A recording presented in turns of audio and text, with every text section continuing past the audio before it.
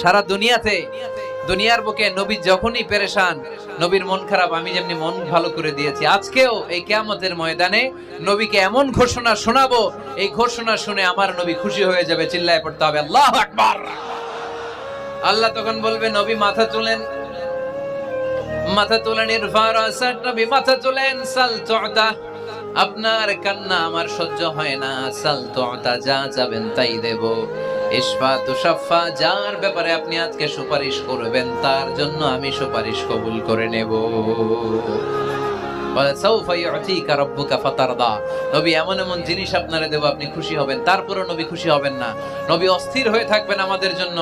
একটা পতাকা নিয়ে, আমাদের সবাইকে নিয়ে আমার নবী, পেয়ারা নবী জান্নাতের দরজার মধ্যে একটা ধাক্কা দিবেন, পড়েন আল্লাহু আকবার। জান্নাতের রক্ষী ফেরেশতা বলবে, মান আনতা, আপনি কে? বিশ্বনবী বলবেন, আনা মুহাম্মদ, আমার